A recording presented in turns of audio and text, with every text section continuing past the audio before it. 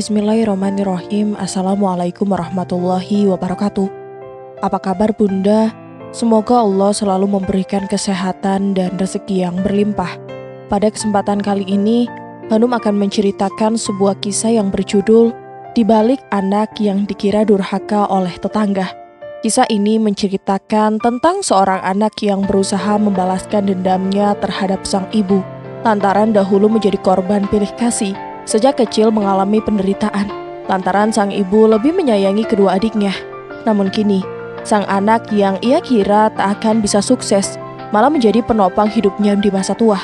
Sebelumnya Hanum mau ucapin banyak terima kasih yang sudah subscribe channel ini. Nah, biar makin seru, langsung saja kita ke ceritanya.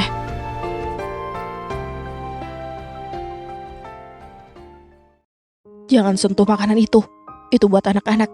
Bukan buat ibu. Ibu makan saja sama tempe goreng. Serga Erna saat tangan dengan kulit keriputnya hampir menyentuh puding warna-warni di atas meja makan. Ditariknya kembali tangan itu, lalu tubuh kurusnya berjalan pergi meninggalkan meja makan. Ingat, jangan makan apapun tanpa izin dariku, apalagi puding itu. Nanti kalau gurah darah ibu tinggi lagi, aku juga yang repot. Uang pensiunan ayah nggak cukup buat biaya ibu berobat. Cerocos Erna terus sambil melepas sepatu kerjanya. Bu Munarsi hanya berdiri kaku tanpa berani menatap wajah Erna. Erna tahu kelopak matanya mulai digenangi air mata. Tapi dia tak peduli. Yang penting dia tidak menyukai secara fisik. Erna berjalan ke kamar dan tidak menghiraukannya lagi. Tak lama kemudian anak-anaknya pulang dari bermain. Mereka mencarinya dengan memanggil-manggil namanya. "Mama, Mama!" panggil si bungsu. Erna yang sudah mengganti pakaian dinasnya dengan daster rumahan segera keluar menemui mereka. "Ada apa sayang?" "Pudingnya mana mah? Aku sudah lapar. Pengen makan puding yang lezat," ucapnya manja. "Aku juga mah, capek habis main bola. Di luar panas sekali. Makan puding dingin pasti rasanya enak sekali," sambung si sulung. Itu di meja makan, baru saja Mama keluarkan dari kulkas. "Sebentar, Mama tuangkan flannya dulu ya." Keduanya langsung berjalan mengekor di belakang Erna. Erna menuangkan fla rasa vanila ke atas puding buatannya. Liur keduanya langsung menetes melihatnya. "Wow, pasti rasanya lezat sekali," ucap si bungsu tak sabar. Tangannya ingin segera mencomot puding tersebut. Dari ekor mata Erna melihat Bu Munarsi berdiri di sudut ruangan sambil melihat puding-puding itu mulai dilahap oleh cucu-cucunya. Erna mengkerutkan alis. Untuk apa dia berdiri di situ? Apa dia ingin cucunya melihat dia dan mengasihani dia, lalu memberikan puding itu kepadanya? "Ibu ngapain di sini? Ibu lapar." "Sudah aku bilang kan, ibu makan saja sama tempe goreng. Tempe goreng sisa kemarin sudah aku angetin tadi pagi. Aku taruh di dalam lemari makan, biar nggak dimakan kucing tetangga. Sudah, jangan ganggu anak-anak makan," usir Erna sebelum kembali ke anak-anaknya. "Iya Erna," jawabnya singkat lalu beranjak pergi. Diambilnya piring plastik dari rak piring. Sengaja Erna tidak memperbolehkannya memakai piring kaca karena takut pecah.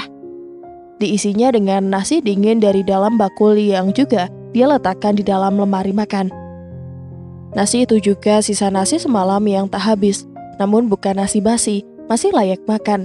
Sedangkan nasi hangat dari rice cooker hanya untuk makan Erna, Sugeng, dan anak-anak mereka. Anak-anak sudah selesai makan, sedangkan Bu Munarsi masih makan sendirian. Anak-anak mulai turun dari kursi meja makan sambil membawa piring mereka ke wastafel. "Taruh saja di situ, biar nanti nenek yang cuci," perintah Erna pada anak-anak. Perutnya juga mulai terasa lapar. Pekerjaan hari ini melebihi jam kerja. Ada jadwal les tambahan untuk anak-anak kelas 3, bakal mereka menghadapi ujian nasional beberapa bulan lagi. Erna segera mengisi piring dengan nasi hangat dan sepotong paha ayam panggang yang tadi dia beli sepulang kerja. Asapnya masih mengepul, aroma lezat yang menguar semakin mengundang rasa lapar. Dia memakainya dengan lahap. Selesai makan, Erna menambah tumpukan cucian piring di wastafel, yang kemudian semua piring-piring kotor itu menjadi tugas Bu Munarsi.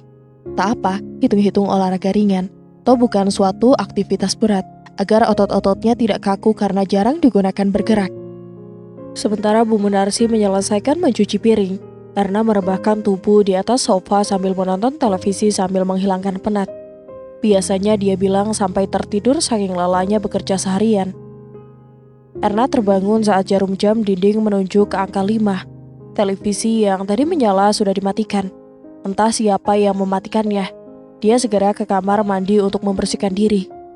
Setelah mandi, Erna paling suka menikmati udara sore dengan bersantai di depan rumah sambil melihat anak-anak bermain. Dengan membawa secangkir kopi hangat, dia berjalan ke teras rumah. Baru saja dia meletakkan cangkir itu di atas meja kecil dekat jendela.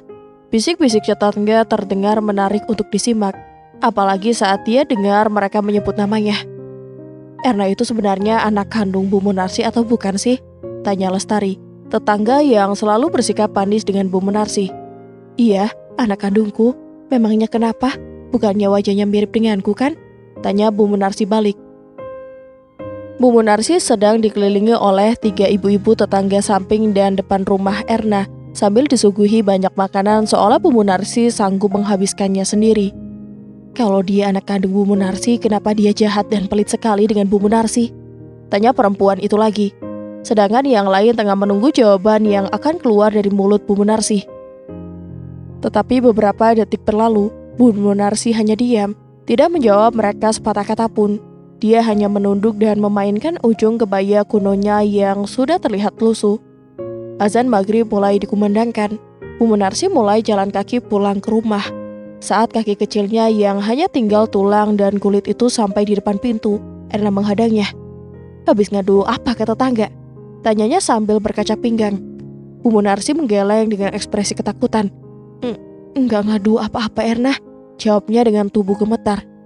Ingat ya Bu, ini rumahku. Semua aturan di sini aku yang tentuin. Kalau ibu nggak betah di sini, sana tinggal sama anak-anak kesayangan ibu. Itu pun kalau mereka mau menerima. Erna memberikan ultimatum. Tidak Erna, biarkan ibu di sini. Adik-adikmu nggak ada yang mau menerima ibu. Ibu janji nggak akan cerita apa-apa lagi ke tetangga. Rujuknya sambil memegangi tanganku. Butiran air mata kembali jatuh saat dia mencoba meminta belas kasihan dariku, agar aku tidak menyuruhnya keluar dari rumah ini. Iya kan, akhirnya aku kalau sering ngadu ke orang-orang. Dengar ya Bu, meskipun mereka seperti kasihan sama ibu, belum tentu mereka mau nampung ibu di rumahnya. Ujung-ujungnya siapa? Tetap Erna yang akan merawat ibu. Maka dari itu, ibu pilih nurut sama Erna atau ibu angkat kaki dari rumah ini. Menyusahkan saja. Erna terus mendumel sambil berjalan masuk ke kamar. Di dalam kamar, Sugeng, suami Erna, melipat kedua tangannya di depan dada sambil menatapnya tajam. Ada masalah apa lagi sih? Gak bisa ya ngomongnya dijaga? Sama ibu sendiri kok kayak gitu. Nasihat seperti ini yang membuat Erna mual. Erna takkan semudah itu luluh meski dicecali 1000 nasihat seperti itu. Erna melengos, tak menghiraukan omongan Sugeng, atau bahkan siapapun yang mencoba mendikte dirinya untuk bersikap baik pada Bu Munarsi. Karena bagi Erna, untuk bisa sampai di titik ini tidak ada sedikit pun peran Bu Munarsi dalam perjalanannya. Mau kemana kamu? Tanya Sugeng melihat Erna mengambil kunci motor. Ke minimarket sebentar, beli susu buat anak-anak. Jawabnya sambil berjalan pergi. Kamu beliin juga lah susu buat ibu, buat mencegah osteoporosisnya semakin parah. Tentu saja Erna tak akan meloloskan permintaan itu. Kamu pikir susu ibu itu gak mahal? Nantilah kalau sudah dapat uang jatah dari Kusnadi dan Wagiman. Uang gajiku sudah tipis, bisa cukup buat makan 1 bulan aja syukur. Jawab Erna dengan ketus.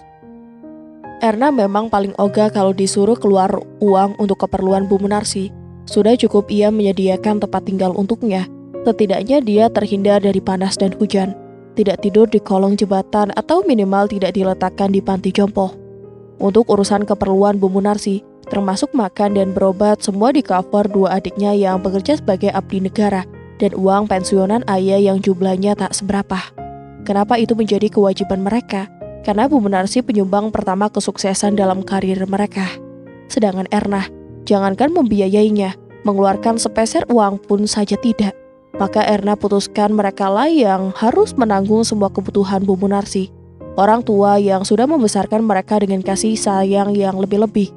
Berbeda dengannya, yang harus tumbuh dengan kaki yang perih. Uang gajiku kan juga kamu yang pegang, masa sudah habis? Tanya Sugeng lagi, dan Erna paling benci ditanya demikian. Lebih baik tidak usah memberi kalau ujungnya diungkit atau ditanyakan. Kamu pikir 2 anakmu itu sekolah gak pakai uang? Atau kamu sekarang yang megang keuangan ah? Erna menantangnya balik. Ya bukan gitu. Ya sudah deh, terserah kamu saja. Kamu atur bagaimana baiknya. Aku malah debat. Sugeng akhirnya menyerah. Dia memang tipe laki-laki yang malas diajak berdebat. Dan itu adalah salah satu keberuntungan Erna. Di rumah ini Erna lah yang berkuasa. Semua menurut dengan aturannya. Karena membantah sekali saja ia akan mengajak mereka tukar posisi. Dan Erna yakin mereka tak akan pernah sanggup menjadi ibu rumah tangga sekaligus wanita karir, mengatur pemasukan dan pengeluaran, mendidik anak-anak dan segala keperluan lainnya. Tanpa menghiraukan Sugeng lagi, Erna meluncur ke minimarket terdekat untuk membeli beberapa stok kebutuhan yang habis. Saat Erna baru saja sampai, 2 motor matic yang dikenalnya terparkir di halaman minimarket. Itu 2 motor adiknya. Rupanya mereka juga sedang berada di dalam. "Loh Mbak, mau belanja?" sapa Endang, istri dari adik pertamanya, Kusnadi. Di belakangnya seorang gadis kecil bergelayut manja. "Iya nih, stok bahan makanan di rumah udah pada habis," jawab Erna sambil tersenyum sekenanya. Sebenarnya ia malas berbasa-basi dengan mereka kecuali saat meminta jatah bulanan untuk Bu Munarsi. "Kalian tumben bareng-bareng, aku lihat ada motor Wagiman juga di depan. Dia juga sama istrinya?" tanyanya penasaran. Endang mengangguk cepat. "Kebetulan memang kita mau ke rumah Mbak Erna. Mas Kusnadi sama Wagiman mau nengokin ibu, katanya kangen." Ada sedikit ekspresi kesal yang kentara di wajahnya saat menyebut kata kangen. Seperti orang cemburu, Erna cukup peka menangkap gerak-gerik itu karena menantu-menantu Bu Munarsi memang tidak ada yang suka dengannya. Bu Munarsi selalu dianggap pesaing bagi keduanya, pesaing untuk mendapatkan perhatian dari suaminya. Bagaimana tidak, gaji bulanan mereka terpaksa harus dibagi untuk memenuhi kebutuhan Bu Munarsi. "Oh begitu, ya sudah, kalau kalian sudah selesai belanja kalian duluan saja. Aku masih harus belanja banyak," tukas Erna. Dari ekor mata ia melihat mereka berempat sedang mengantri di depan kasir. Masing-masing membawa 2 keranjang, entah berisi apa saja. Yang pasti Bu Munarsi pasti kecipratan dibelikan sesuatu oleh mereka. Baguslah, jadi Erna tidak perlu capek-capek beliin Bu Munarsi ini itu. Erna baru sampai di depan rumah. Motor baru saja kumatikan sambil meneten 2 kresek besar di tangan kanan dan kiri. Erna mendengar gelak tawa dari ruang tengah. Entah apa yang sedang mereka obrolkan. Yang jelas wajah Bu Munarsi terlihat begitu sumringah, dikunjungi anak-anak dan menantunya. Erna tidak merasa risih, tapi Erna jarang ikut nimbrung. Kalaupun terpaksa nimbrung, paling Erna hanya main handphone tanpa ikut ngobrol dengan mereka. Erna tidak seperti Mas Sugeng yang mudah berbaur dengan keluarganya sendiri. Entahlah, mungkin karena luka masa kecil yang belum bisa Erna sembuhkan, membuatnya memasang tembok pembatas pada mereka semua. Seperti kali ini, Erna lebih memilih menikmati jus buah kemasan yang tadi dibeli di minimarket sambil bermain handphone di dapur. Tapi tiba-tiba Kusnadi menghampirinya. "Mbak," panggilnya pelan. Erna menoleh dan dia sudah berdiri di sampingnya. "Iya, kenapa?" Erna mengangkat alis. Kuletakkan kemasan jus buah tersebut di atas meja. "Kamu kasih ibu makan tempe goreng kemarin sama nasi sisa lagi ya?" Pertanyaan itu membuat Erna kesal. Erna tidak ingin bertanya dari mana dia tahu. Erna hanya ingin dia berhenti mencampuri urusannya, termasuk perihal memberi makan Bu Munarsi. Mau makanan sisa atau makanan kemarin yang Erna angetin, yang penting bukan makanan basi. "Kenapa memangnya? Mau protes?" Erna menantangnya. "Kalau ibu Mbak kasih makan tempe terus, dari mana bisa dapat gizi yang cukup? Tolonglah berhenti pelit sama ibu sendiri." Dia malah menasehatinya. Erna mengebus nafas kesal. Erna tidak suka didikte. "Kamu pikir tempe makanan yang gak bergizi?" Erna mengangkat alis. "Iya deh, anak kesayangan yang disponsori penuh oleh ibu sampai bisa jadi abdi negara. Makanya bisa bilang kayak gitu," sindirnya. "Sudahlah Mbak, berhenti mengungkit hal itu. Wajar kan kalau orang tua mengusahakan kesuksesan anaknya. Mbak juga bakal lakuin itu ke anak-anakmu," bantahnya lagi.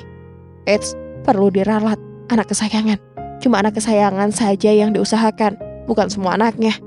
Aku memang akan melakukan itu ke anak-anakku, tapi ibu gak pernah melakukan itu kepadaku. Yang dia lakukan justru sebaliknya, dia pupus semua impianku." Erna mempertajam ucapannya. Kusnadi langsung mati kutu.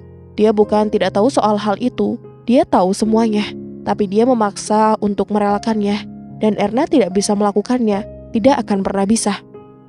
"Oh iya, satu lagi. Kalau kamu keberatan dengan sikapku, kalau kamu merasa sanggup rawat ibu lebih baik daripada aku, silakan bawa ibu ke rumahmu. Aku akan sangat berterima kasih kalau kamu mau menampung ibu di rumahmu," tukasnya sambil tersenyum jahat. "Aku gak mau kalau ibu tinggal di rumah kita, Mas. Merawat orang tua itu susah. Sudahlah, biarkan saja dia di sini. Kan Mbak Erna itu saudara tertua, jadi dia pahamlah gimana caranya merawat orang yang sudah tua," tolak Endang. Sudah Erna duga Endang akan berkata demikian. Tapi kan kamu enak, ada yang bantu jagain Dara di rumah, bujuk Kusnadi lagi. Rupanya dia belum menyerah membujuk istrinya. Dara sudah besar mas, aku merawatnya sendirian juga sanggup. Memangnya selama ini apa aku pernah keluh ke kamu soal ngurus darah? Enggak kan? Tapi untuk merawat ibu, maaf mas, aku gak sanggup, tolaknya lagi. Kenapa gak dicoba dulu, 1 minggu saja? Nanti kalau kamu gak nyaman, kita bawa ibu pulang ke sini lagi. Kusnadi tak putus asa, tapi Endang masih terus menekuk muka. Kamu pikir ibu itu barang yang main dilempar-lempar saja mas? Endang terus cemberut, wajahnya terlihat kusut, sedangkan Erna tertawa dalam hati melihatnya. Bukan 1-2 kali mereka terlibat adu mulut seperti ini perihal merawat Bu Munarsi. Dikira memboyong Bu Munarsi keluar dari rumah ini mudah. Erna yakin sebenarnya tak ada menantu yang ingin tinggal serumah dengan mertuanya. Pada akhirnya setiap ibu pasti akan mencari anak perempuannya di masa tuanya. Tinggal seatap dengan menantu tak akan mudah baginya. Harusnya Bu Munarsi memikirkan hal ini sebelum memperlakukan Erna tidak adil dengan adik-adiknya dulu. Paksa saja terus sampai dia mau, sindir Erna saat melewati mereka. Bahkan Erna sengaja tertawa kecil, menertawakan sikap Kusnadi. Keinginannya terus-menerus ditolak oleh istrinya. Sudah, kalian jangan bertengkar. Ibu di sini saja. Ibu gak akan ikut kalian. Ibu gak tiap hari kok makan tempe dan nasi sisa. Kemarin itu daripada mubazir, jadi ibu yang habiskan. Kadang Erna juga kasih ibu lauk ayam goreng dan daging. Ini kan mendekati akhir bulan, jadi Erna harus berhemat. Bu Munarsi membela Erna. Erna hanya tersenyum simpul. Erna tidak butuh dibela. Wagiman yang mendengar itu melangkah maju, dipeluknya Bu Munarsi dari belakang. Sekali lagi Erna merasa muak. Menurutnya mereka terlalu berlebihan. Masih mending Erna masih memberinya makan, tidak membiarkannya kelaparan. Hari berganti, drama 2 adik kandung Erna tadi malam ditutup dengan rengekan anaknya meminta pulang. Masing-masing dari mereka meninggalkan selembar uang 100 ribuan untuk Bu Munarsi, juga beberapa buah tangan lain seperti buah dan susu. Iya, setidaknya mereka tidak kesini dengan tangan kosong. Kamu gak masak, Erna? Tanya Bu Munarsi setelah membuka tudung saji. Hanya tersedia tahu goreng dan sambal di sana. Sengaja Erna tidak memasak, karena Erna sedang malas. Rencananya Erna mau beli sarapan di kantin sekolah. Anak-anak juga Erna diberi uang saku lebih untuk mereka beli sarapan. Juga Sugeng, dia tidak bisa menolak hari ini terpaksa beli makan di warung dekat tempat kerjanya. Enggak, lagi malas masak, jawab Erna singkat sambil berdandan di depan kaca. Apa ibu yang masak? Tawarnya. Makan saja seadanya, balas Erna dengan cepat sambil memoles bibirnya dengan lipstik merah pekat. Tapi ibu kan gak boleh makan pedas, nanti mah ibu bisa kumat lagi. Ya makan saja nasi sama tahu, beres, ngapain dibuat pusing. Uang dari Kusnadi dan Wakiman gak usah dibelikan macam-macam. Buat beli susu ibu saja.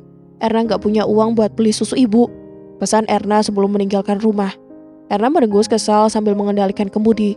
Air mata mulai turun saat ingatannya kembali terlempar pada masa kecilnya. Di balik pintu sebuah kamar kecil rumah sederhana dengan ukuran tak seberapa luas, Erna menahan isakannya. Sengaja Erna bersembunyi di balik pintu agar Erna bisa mendengar dengan jelas apa yang Bu Munarsi katakan pada kedua adiknya. Bu Munarsi baru saja pulang dari entah kemana. Dia membawa sebuah kantong plastik warna hitam yang muat separuh dalam genggamannya. Bu Munarsi terlihat menyembunyikan kantong plastik itu dari Erna. Berjalan menyelinap masuk ke rumah lalu sengaja mencari kedua adiknya. Merasa Bu Munarsi berniat mengelabui, Erna bergegas masuk ke kamar. Benar dugaannya, Bu Munarsi segera mengeluarkan isi dari kantong plastik tersebut setelah memanggil dua adiknya. Diambilnya 2 ayam goreng dari dalam kantong plastik tersebut. Diletakkannya ayam tersebut ke atas piring mereka masing-masing. Ayam goreng itu terlihat sangat lezat. Perut Erna yang lapar seolah meronta untuk memintanya meski 1 gigit saja. Karena seperti yang sudah-sudah, Erna tidak akan diberi jatah. Cepat habiskan sebelum Erna tahu, perintah Bu Munarsi pada kedua adiknya. Sedangkan Erna setengah mati menahan isak agar tak terdengar. Perut yang mulai keroncongan terpaksa Erna ikat dengan ikat pinggang. Erna sengaja mengurung diri, malas rasanya keluar kamar dan harus melihat wajah mereka. Lalu Erna akan tertidur ketika sudah lelah menangis. Erna terbangun karena rasa lapar yang semakin melilit dan perih. Terpaksa Erna bangun dan segera mencari makanan seadanya. Dibuka tudung saji dan hanya menemukan tempe goreng yang sudah dingin. Tak ada sayur atau lauk lain yang bisa dipilih. Matanya malah melihat tulang belulang sisa ayam goreng yang tadi dimakan oleh adik-adiknya. Perih rasanya jika ingat mereka bisa makan dengan ayam goreng yang masih hangat, sedangkan Erna hanya makan dengan tempe goreng yang sudah dingin. Erna melahap makanannya sambil berurai air mata, tanpa bisa mengadu pada siapa-siapa. Karena hanya anak kecil yang harus menerima sikap Bu Munarsi yang selalu pilih kasih dengan anak-anaknya. "Kamu kenapa? Kok makan sambil nangis?" tanya ayahnya yang baru saja pulang kerja. Erna menatap ayah dengan sisa air mata yang masih menggenang di pelupuk. Kupeluk dia erat. Iya, ayahnya memang berbeda dengan Bu Munarsi. Dia tidak pernah membeda-bedakan anaknya seperti Bu Munarsi. "Dia, kalau nanti ayah sudah punya uang, beliin Erna ayam goreng ya. Erna pengen makan ayam goreng sekali saja," pinta Erna menggibah. "Iya, nanti ayah belikan. Sekarang makan seadanya dulu ya," janjinya sambil mengukir senyum manis. Senyuman yang membuat Erna merasa bahagia, karena ayahnya mau mengabulkan permintaannya. 3 hari kemudian ayahnya menepati janjinya. Sepulang kerja, sang ayah membelikan Erna ayam goreng untuk dijadikan lauk makan malam. Erna senang bukan kepalang. Ia segera mengambil nasi dan memakannya dengan lahap. Entah mengapa ayam goreng yang rasanya biasa saja hari itu terasa sangat istimewa. Saat Erna tengah melahap makanannya, Bu Munarsi datang dengan wajah memerah. Dia lalu menggebrak meja dengan kasar. "Ngapain kamu beliin dia ayam goreng? Cuma 1 lagi. Terus mana buat Wagiman dan Kusnadi? Buat aku juga. Rupanya kamu mulai pilih kasih ya sekarang." Sambil berkacak pinggang, Bu Munarsi memarahi suaminya dengan suara yang keras. Erna berhenti mengunyah. Ayam goreng yang lezat itu terasa sulit Erna telan. Nasi dalam piring mulai bercampur dengan tetesan air mata. Bagaimana bisa Bu Munarsi menyebut ayah pilih kasih, padahal ayah sudah biasa dan lebih dulu melakukannya. "Uangku hanya cukup buat beli 1. Lain kali akan ayah belikan lagi kalau sudah gajian," jawab ayah Erna dengan tetap tenang, tidak membalas Bu Munarsi dengan suara yang keras. Itulah hal yang membuat Erna kagum dengan ayahnya. Laki-laki sederhana itu selalu bersikap tenang menghadapi Bu Munarsi yang sering kesetanan. Kadang Erna merasa dunia ini tidak adil. Mengapa ayahnya yang selalu baik harus bersanding dengan Bu Munarsi yang sering uring-uringan? Bahkan untuk hal yang sepele. Menurut Erna, Bu Munarsi adalah perempuan yang pandai berkamuflase. Dia bisa sangat jahat dengan seseorang, tapi terlihat begitu baik dan sempurna di mata orang lain. Dia juga sering mengelabui suaminya sendiri seperti dia Erna, terutama dalam hal belanja. Bu Munarsi sering menghabiskan uang untuk membeli kebutuhan pribadi, seperti baju dan tas baru.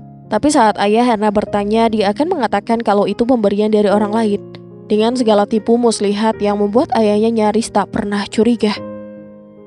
"Ayo nak, kita makan sama tempe lagi. Ayahmu lebih sayang sama mbakmu daripada sama kalian," kata Bu Munarsi mencoba mencuci otak adik-adik Erna. Erna sudah kehilangan selera makannya. Erna letakkan ayam goreng yang masih separuh.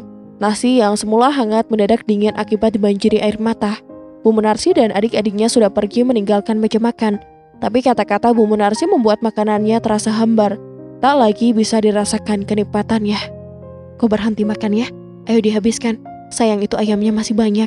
Katanya kemarin bikin makan ayam goreng." Bujuk ayahnya agar Erna mau melanjutkan makannya. Erna menggelengkan kepala. Jika sudah hilang selera begini, menelan pun rasanya susah. "Aku sudah kenyang ya," jawab Erna berbohong. "Masa sih? Kamu baru makan sedikit loh. Ayo makan lagi, ayah temenin ya." Ayahnya terus berusaha membujuk Erna. Diambilnya nasi ke atas piring lalu mulai duduk di samping Erna. Ayahnya mengambil tempe yang sudah dingin, sisa tadi pagi. Dicampurnya nasi dengan sambal tomat yang juga dibuat tadi pagi. Tak tega melihatnya Erna membagi sisa ayam goreng miliknya dan diberi setengahnya untuk sang ayah. "Loh, ayamnya kamu saja yang makan, ayah gak usah," tolak ayah Erna dan berniat untuk mengembalikan ayam tersebut ke atas piring Erna. "Kalau ayah mau aku lanjut makan, ayah terima ayam itu, kita makan sama-sama," jawab Erna sambil menatap wajah ayahnya sekali lagi. Lalu ayahnya mengangguk dan tersenyum. Entah berapa kali secuil kisah pahit masa kecil itu terulang dalam ingatan Erna. Bahkan Erna belum melupakan setiap detail rasa sakitnya. Halaman sekolah tempat Erna mengajar mulai tampak di depan mata. Setelah sampai di depan parkir, Erna memoles wajah sekali lagi dengan baluran bedak agar tidak kentara kalau Erna habis menangis. Setelah ia rasa cukup, baru Erna melangkah ke ruang guru untuk meletakkan barang-barangnya sebelum menuju kantin untuk sarapan. "Selamat pagi Bu Erna. sapa beberapa anak didik yang berpapasan dengannya. Pagi juga, jawab Erna tak lupa dengan sesungging senyum untuk mereka. Di sini, tempat di mana Erna disegani, tempat di mana Erna merasa menjadi manusia yang berarti. Selain murid-murid, guru-guru di sini juga menghormatinya, karena Erna adalah guru paling tua yang mengajar di sini. Sebagian besar guru seangkatannya banyak yang pindah dinas ke sekolah lain dengan berbagai alasan. Hanya tinggal 1-2 saja yang masih bertahan, menghabiskan masa jabatan di sekolah ini. Pagi Bu Erna yang cantik, wajahnya segar banget, pantas banyak disukai sama murid-murid. Bu Erna ini awet muda loh, sapa pemilik kantin sekolah dengan kain lap di pundaknya. Beda dengan saya, pagi-pagi masih berteman dengan kain lap dan bau asap dapur. Lanjutnya sambil tersenyum menggoda, memang begitu kebiasaannya. Hobi memuji tapi tak lantas membuat Erna besar kepala. Toh kita sama-sama perempuan. Yang penting dapur tetap mengebul ya Bu, balas Erna sambil kembali memberi senyum. Mau pesan apa Bu? Tawarnya meski dia sebenarnya sudah tahu makanan apa yang sering Erna pesan. Seperti biasa, jawab Erna lalu memilih tempat duduk. Kantin masih lenggang, Erna memang sengaja berangkat lebih pagi, karena siang sedikit kantin akan sesak oleh murid-murid yang berebut sarapan. Semangkuk soto ayam dengan kuah yang masih mengepulkan asap tersaji di depannya. Erna menuangkan sambal secukupnya, lalu diaduk jadi satu dengan perasan air jeruk nipis. Tak lupa Erna ucap bismillah lebih dulu sebelum Erna mulai melahapnya. Seorang siswi masuk ke kantin saat Erna tengah menikmati sarapannya. Dia membeli segelas teh hangat dan meminumnya pelan-pelan. Tapi bukan itu yang menyita perhatian Erna. Bagian depan sepatu yang dia kenakan dibungkus dengan lakban. Erna langsung menghentikan makannya lalu mendekati siswi tersebut. Hai, nama kamu siapa? Tanya Erna setelah duduk di sampingnya. Erna memperhatikannya lebih dekat. Wajah anak ini sedikit terlihat pucat. Badannya memang kurus, dia terlihat seperti kurang sehat. Nama saya Ningrum Bu, jawabnya sambil takut-takut. Mungkin dia gugup karena Erna ajak bicara. Wajahnya asing baginya, sepertinya Ningrum tidak diajar di kelas Erna. Kamu kelas berapa? Tanya Erna lagi. Dia sesekali menatap wajah Erna lalu kembali mengalihkan pandangannya pada gelas kaca berisi teh hangat yang dia pesan. Kelas 1 Bu. Sepatu kamu kenapa? Jebol? Kok dilakban? Erna langsung menuju ke sumber yang menarik perhatiannya tadi. Ningrum hanya mengangguk tanpa mengeluarkan jawaban apapun. Orang tuamu kerja apa? Tanya Erna pelan-pelan. Buruh tani Bu, tapi kalau sedang gak ada yang nyuruh ayah mulung sampah. Jawab Ningrum dengan suara lirih. Mungkin dia merasa malu dengan pekerjaan orang tuanya. Erna mengajar di salah satu SMP negeri yang letaknya jauh dari pusat kabupaten. Taraf hidup di sini lumayan rendah, meski tidak ada uang iuran yang memberatkan anak didiknya. Tapi kejadian semacam ini kerap kali Erna temui. Bahkan yang paling parah, sering anak-anak terpaksa putus sekolah karena orang tuanya tidak sanggup memberi uang saku. Hal itu sering membuat Erna teriris. Mengapa di zaman seperti ini masih ada kejadian yang umum terjadi di era 80-an, zamannya memperjuangkan pendidikan dulu. Nanti jam istirahat ikut Bu Erna ya, ajak Erna dengan bersemangat. Kemana Bu? Tanya Ningrum penasaran. Kita ke pasar beli sepatu baru buat kamu.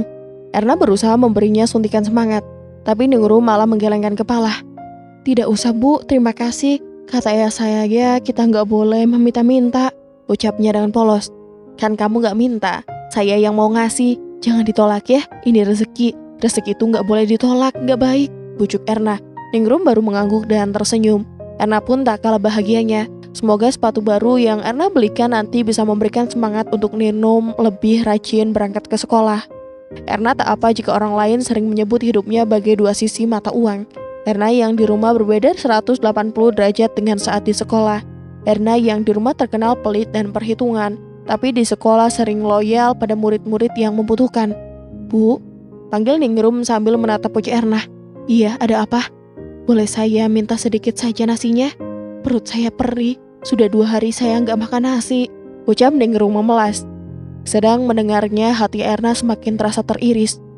Kenapa kamu nggak makan nasi? Orang tuamu nggak masak? Tanya Erna penasaran. Ningrum pun mulai bercerita. Motor ayah sudah beberapa hari rusak. Ayah nggak punya uang untuk membawa motornya ke bengkel. Ibu nggak ada uang buat beli beras. Jadi ibu cuma ngerebus singkong beberapa hari ini untuk kita makan. Itu pun saya harus berbagi dengan adik-adik saya, Bu. Ningrum mulai menitikkan air mata, tapi dia menunduk agar bisa menyembunyikannya dari Erna. Kadang ibu sering menahan lapar demi anak-anaknya karena pohon singkong di sekitar rumah sudah habis dicabut untuk dimasak. Ningrum melanjutkan bicaranya sambil terisak. Tunggu sebentar, ibu pesankan makanan dulu. Nanti lanjut cerita lagi ya. Erna segera bangkit dari kursi lalu memesan semangkok soto ayam untuk Ningrum. Terima kasih bu, ucap Ningrum saat Erna meletakkan semangkok soto ayam di depannya. Tunggu agak dingin dulu ya, ini masih panas, ucap Erna disusul anggukan olehnya. Kamu berapa bersaudara? Erna mulai bertanya lagi. 3 bu, adik-adik saya masih SD, jawab Ningrum dengan isakan yang sudah mulai reda. Dia mulai merasa nyaman untuk bercerita. Rumahmu di mana? Boleh sekali-kali ibu mampir ke sana? Tanya Erna. Boleh bu, rumah saya di desa Sumberlangu. Merasa cukup memperoleh info, Erna berhenti menanyainya lagi. Perutnya mulai berbunyi keroncongan. Erna segera menyuruhnya makan dengan pelan-pelan, mengingat waktu sudah mendekati jam masuk. Ada nyeri yang perlahan menyusup saat Ningrum mengatakan ibunya sering menahan lapar demi anak-anaknya bisa makan. Suatu hal yang sangat berbeda dengan Bu Munarsi. Erna sering disuruh mengalah, dipotong jatah makan dan jatah apapun, semua untuk diberikan kepada Kusnadi dan Wakiman. Sedangkan perut Bu Narsi sendiri bisa makan dengan kenyang. Keluarga Erna memang tak sampai sesulit keluarga Ningrum, sampai harus makan singkong rebus karena tidak bisa membeli beras. Dulu Bu Munarsi kehabisan uang, dia bisa hutang dulu ke toko tetangga dan membayarnya jika ayah sudah gajian. Ayah Erna bekerja menjaga palang pintu kereta api. Orang-orang sering menyebutnya pegawai PJKA. Sedangkan Bu Munarsi hanya ibu rumah tangga yang tugasnya mengelola uang dari ayah. Erna lahir di tahun 70-an, tumbuh dan mengenyam pendidikan sekolah menengah pertama di tahun 80-an. Saat itu gaji ayah tak seberapa. Bu Munarsi harus ekstra berhemat demi memiliki tabungan. Segalanya dia irit bahkan untuk sembari makan anak-anaknya. Dia sering pilih kasih. Aku ingin 2 anak laki-lakiku jadi tentara. Ceritanya pada tetangga sebelah rumah Erna di suatu pagi. Erna yang tidak menjaga melewatinya saat hendak berangkat sekolah mendengar pembicaraan mereka. Terus Erna jadi apa? Tanya balik lawan bicaranya.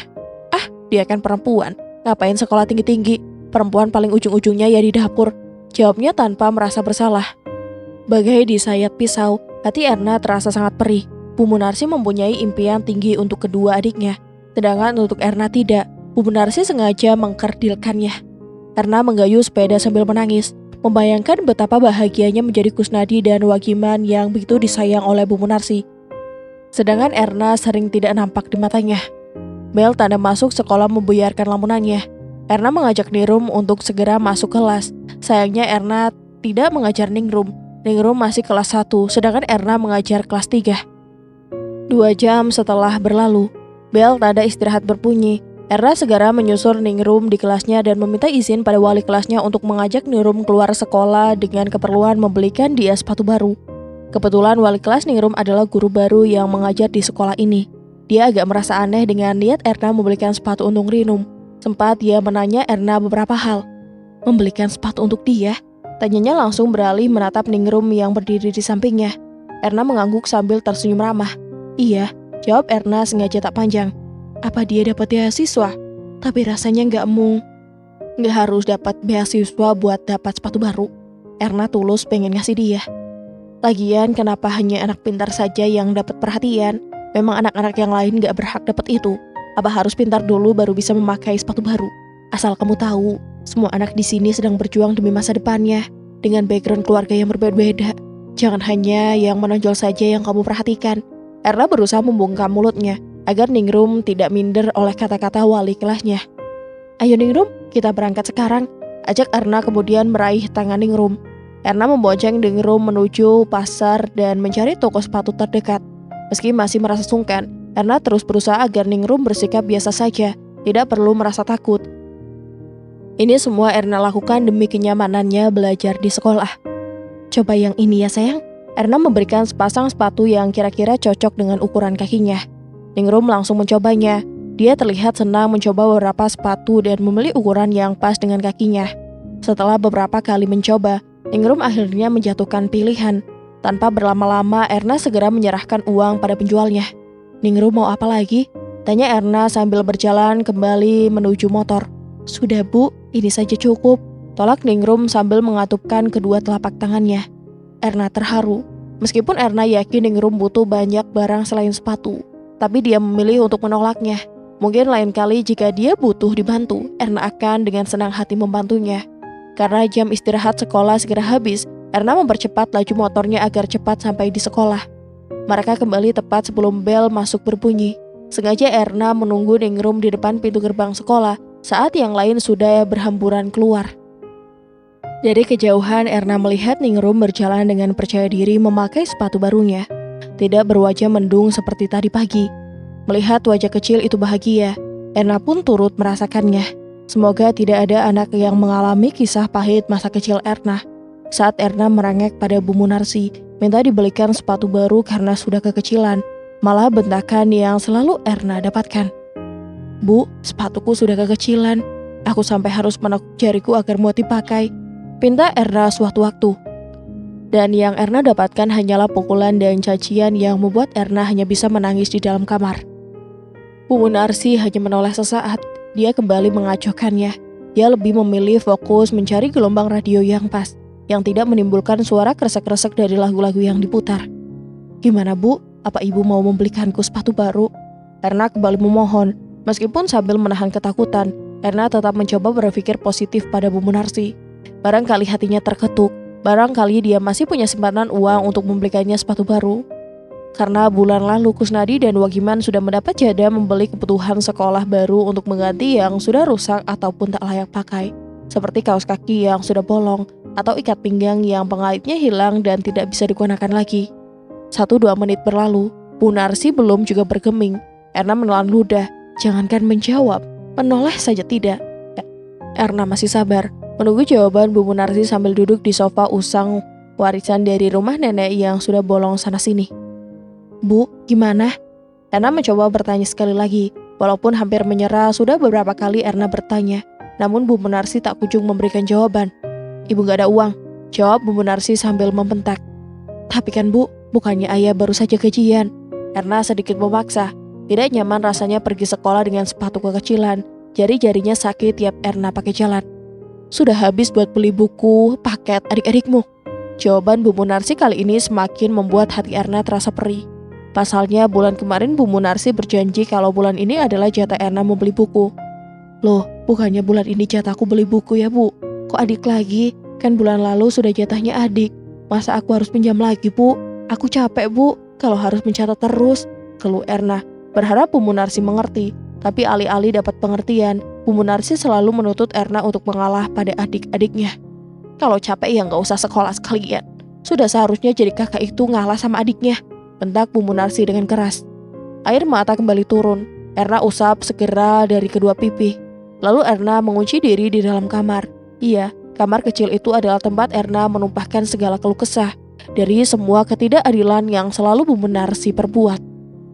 Meski Bu Munarsi berulang kali memupus semangat Erna menuntut ilmu dengan dalih menghemat pengeluaran, Erna tetap semangat untuk ke sekolah. Meski dengan seragam dan sepatu tak layak pakai, yang penting pihak sekolah tak pernah menolak kedatangannya. Erna tetap diperbolehkan menimba ilmu. Satu tujuannya, Erna ingin nasibnya kelak bisa berubah. Erna ingin punya masa depan yang cerah. "Aku berangkat sekolah dulu Bu," pamit Erna suatu pagi.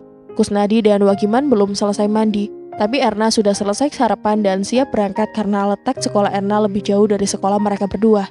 "Iya," jawab Bu Munarsi singkat sambil menyerahkan tangannya. Erna mencium punggung tangannya sebelum pergi. Namun Bu Munarsi tak kunjung memberinya uang saku. Erna memilih menunggu, siapa tahu Bu Munarsi kelupaan. Kemarin Erna sudah tidak diberi uang saku dengan alasan uangnya sudah dibelikan beras. Apa hari ini Erna kembali tidak diberi uang saku? "Ngapain masih di situ?" tanya Bu Munarsi dengan wajah galak. "Uang sakunya mana Bu?" Erna bertanya dengan setengah ketakutan. "Gak ada uang saku, sudah berangkat sekolah sana," usir Bu Munarsi. Erna pun berjalan dengan lemas meninggalkan rumah. Saat tangannya memegang sepeda, lengannya dicengkeram oleh seseorang dari belakang. Kaget, Erna segera menolehkan kepala. "Shh, ini ayah," ucapnya lirih sambil meletakkan jari telunjuk ke depan mulutnya. "Ayah, bukannya ayah sudah berangkat kerja dari tadi?" tanya Erna merasa aneh. Erna melihat sendiri ayahnya berangkat saat Erna baru selesai mandi. Tapi tiba-tiba dia mengagetkan saat Erna hendak berangkat sekolah. "Sengaja ayah nunggu kamu di sini dari tadi," bicaranya dengan suara sangat lirih. "Kamu sering gak dikasih uang saku ya sama ibu?" Ini, ayah ada sedikit uang buat saku kamu." Ayah Erna memberikannya beberapa keping uang logam. Mata Erna berbinar. Akhirnya Erna bisa jajan di sekolah. Karena biasanya Erna hanya bisa menelan air liur saat melihat teman-temannya jajan di sekolah. "Makasih ya, Ayah. Aku sayang sama ayah," ucap Erna lalu memeluknya erat. Erna merasa hanya ayahnya lah malaikat baik hati yang Erna punya.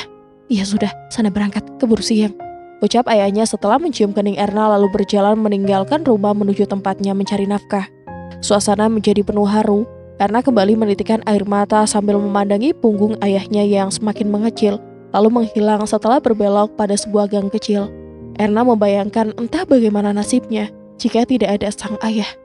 Baru saja Erna hendak mengayuh sepedanya, sebuah tangan menarik ke belakang. Erna jatuh terjungkal di atas tanah. Beberapa buku tulis dalam tasnya bahkan tumpah berserakan.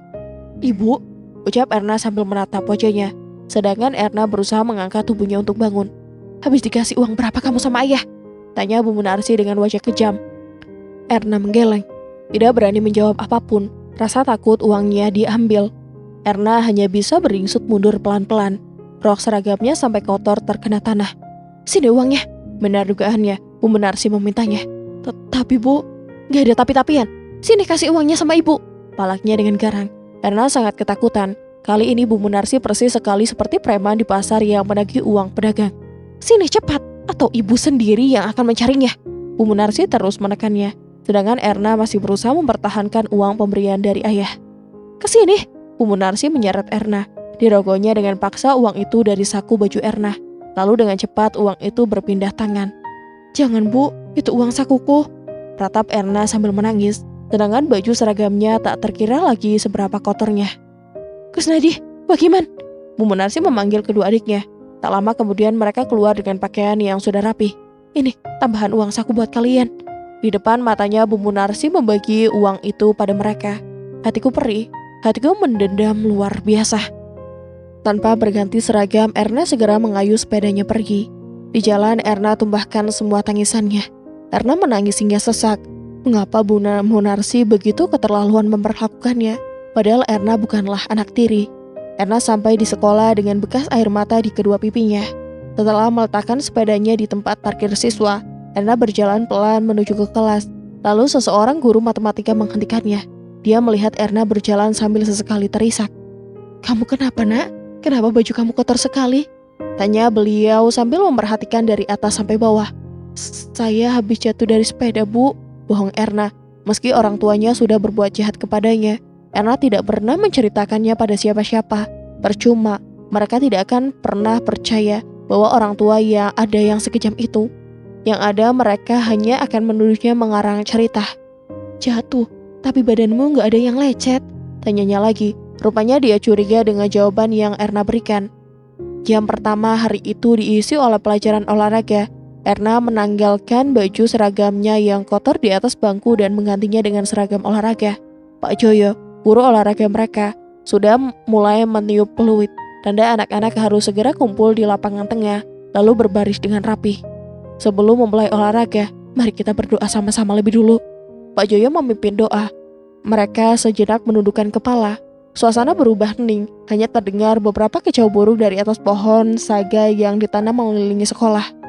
Berdoa selesai, mereka kembali mengangkat kepala. "Sekarang pemanasan dulu, silahkan. Lari 3 putaran mengelilingi lapangan sesuai urutan barisan," perintahnya lalu peluit kembali ditiupkan. Semua murid berlari dengan semangat.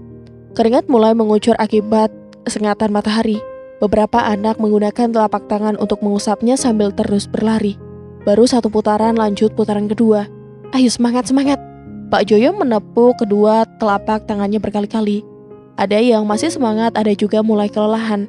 Karena Erna mulai merasa lelah, tiba-tiba kakinya tersandung batu, dia pun jatuh tersungkur. "Ah!" teriaknya memekik. Semua anak berhenti berlari dan menekoknya. Pak Joyo langsung berlari menghampiri. Erna merintih kesakitan.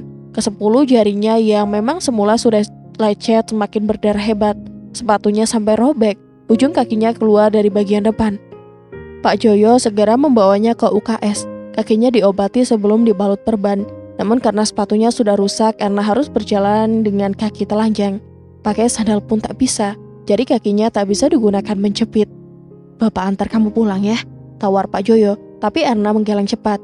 Baginya pulang ke rumah sama saja dengan neraka. Tapi kamu gak akan bisa fokus sekolah dengan kondisi seperti ini, bujuknya. Erna tercenung. Dia ingin sekali beristirahat, badannya rasanya sakit semua, ditambah menahan luka lecet di beberapa bagian tubuh yang terasa perih. Lagian kok bisa 10 jarimu lecet semua? Apa gak sakit? Apa sepatumu sudah kekecilan? Kenapa gak beli baru? Pak Joyo malah menghujaninya dengan belasan pertanyaan.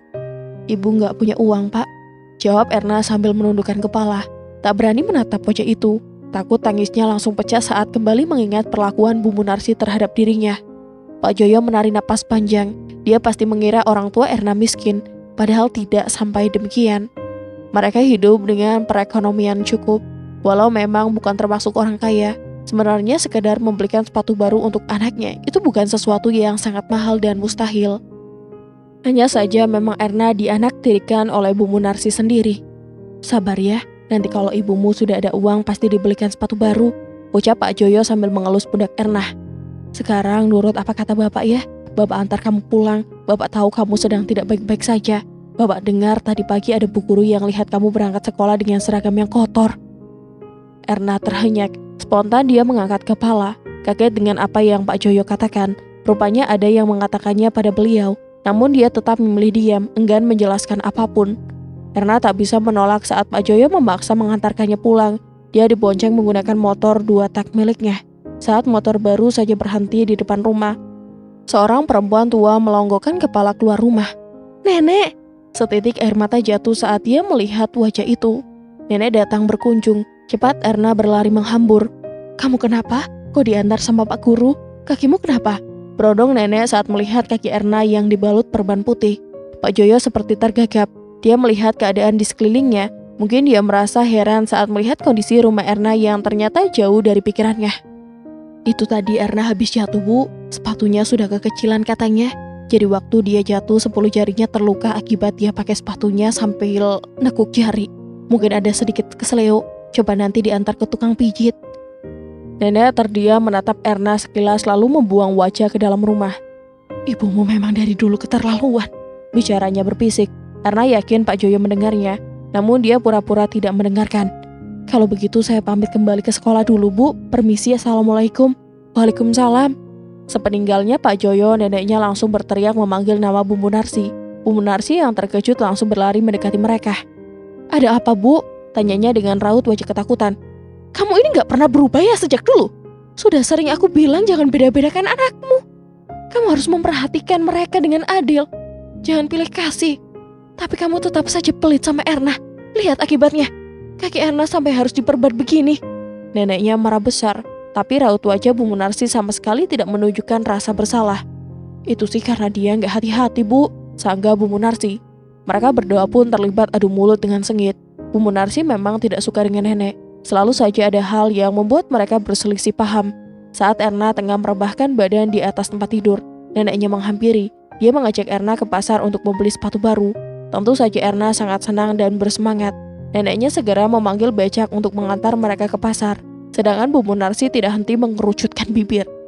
Bel tanda pulang sekolah membuyarkan sekelebat lamunan masa kecil itu. Murid-murid segera membereskan buku dan memasukkan ke tas masing-masing. Ketua kelas memimpin doa lalu mereka keluar kelas satu persatu. Hari ini Erna berniat untuk ke rumah Ningrum, berbekal informasi yang dia dapat dari wali kelasnya. Erna mengantongi alamat rumah Ningrum, namun ada yang mengejal pikirannya. Ningrum hari ini tidak masuk sekolah, apakah dia sakit? Sebelum sampai di rumahnya, Erna mampir ke toko sembako, membelikan mereka beras, gula, dan beberapa kebutuhan pokok lainnya. Meskipun bantuannya tak seberapa, semoga bisa mereka gunakan untuk menyambung hidup.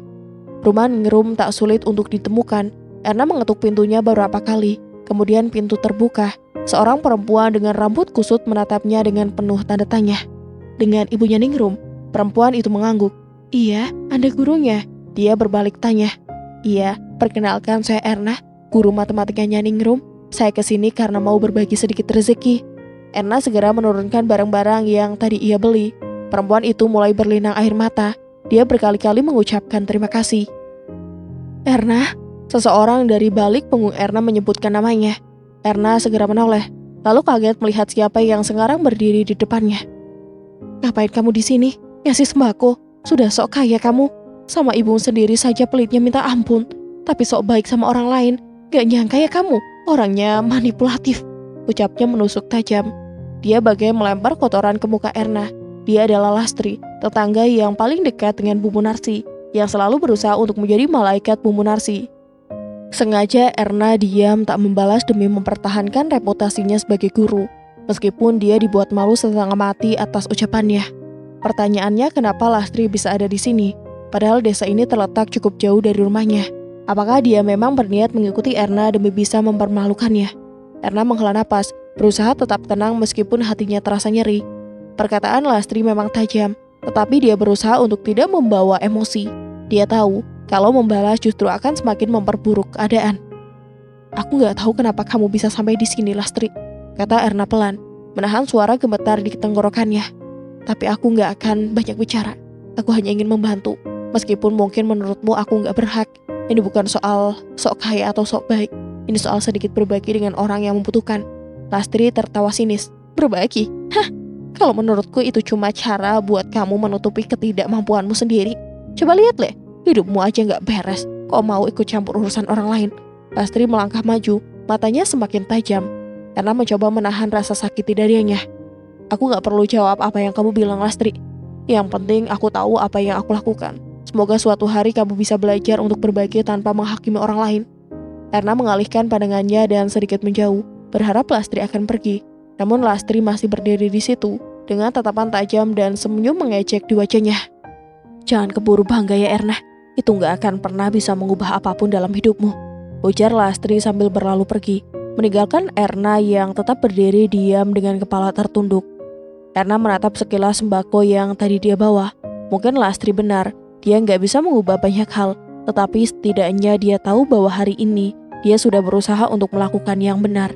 Dia kembali menoleh ke Ibu Nungrum yang masih berdiri di ambang pintu, menatap dengan mata berkaca-kaca. "Terima kasih sudah mau menerima bantuan ini," ucap Erna dengan suara lembut, berharap bisa sedikit meringankan beban mereka. "Erna, terima kasih banyak, kamu baik sekali," Ibu Ningrum menjawab sambil menahan tangis, memeluk sembako yang dibawa Erna dengan penuh rasa syukur. Erna tersenyum kecil, meskipun hatinya masih berat. Kadang, niat baik memang bisa berhadapan dengan orang yang tidak paham, tapi itu tidak akan menghentikannya untuk terus berbuat baik, meski sulit. Dia meninggalkan rumah Ningrum dengan langkah yang lebih berat, tetapi hatinya sedikit lebih ringan. Erna melangkah pulang dengan langkah lesu, pikirannya penuh dengan kelakalutan.